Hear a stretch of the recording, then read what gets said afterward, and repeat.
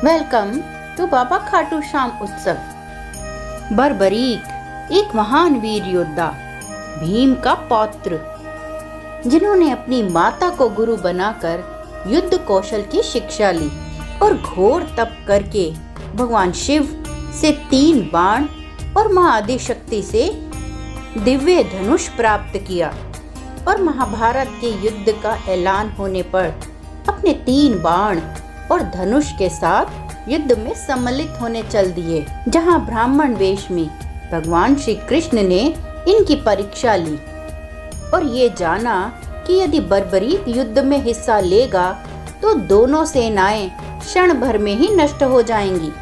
इसीलिए उन्होंने बर्बरीक से उनके शीश का दान मांगा, जिसे सुनकर बालक बर्बरीक क्षण भर के लिए चकरा गए, परंतु अपने दिए गए वचन पर दृढ़ रहे। उन्होंने ब्राह्मण से अपने वास्तविक रूप से अवगत कराने की प्रार्थना की और भगवान श्री कृष्ण के बारे में सुनकर बालक ने उनके विराट रूप के दर्शन की अभिलाषा व्यक्त की और श्री कृष्ण ने उन्हें अपना विराट रूप दिखाया। उन्होंने बर्बरीक को समझाया कि युद्ध आरंभ होने से पहले युद्ध भूमि की पूजा के लिए एक वीरवर क्षत्रिय के शीश के दान की आवश्यकता होती है। उन्होंने बर्बरीक से कहा कि इस समय संसार में केवल 3 योद्धा ही ऐसे हैं जिनके शीश का दान दिया जा सकता है। एक तो भगवान श्री कृष्ण खुद, दूसरे अर्जुन और तीसरा महान योद्धा बर्बरीक। और युद्ध में भगवान श्री कृष्ण और अर्जुन का होना अति आवश्यक है। इसीलिए शीश का दान बर्बरीक से मांगा।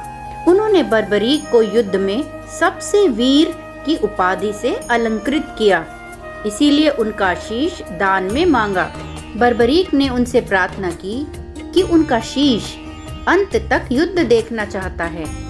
श्री कृष्ण ने उनकी बात को स्वीकार किया और फाल्गुन मास की द्वादशी को उन्होंने अपने शीश का दान दिया। उनका सिर युद्ध भूमि के समीप ही एक पहाड़ी पर सुशोभित किया गया, जहां से बर्बरीक संपूर्ण युद्ध का जायजा ले सकते थे। युद्ध की समाप्ति पर पांडवों में ही आपसी बहस होने लगी कि युद्ध में विजय का श्रेय किसको जाता है। इस पर श्री कृष्ण ने उन्हें सुझाव दिया कि बर्बरीक का शीश संपूर्ण युद्ध का साक्षी है, अतएव उनसे बेहतर निर्णायक भला कौन हो सकता है। सभी इस बात से सहमत हो गए।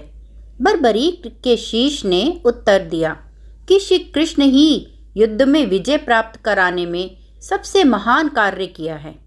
उनकी शिक्षा, उनकी उपस्थिति, उनकी युद्ध नीति ही निर्णायक थी।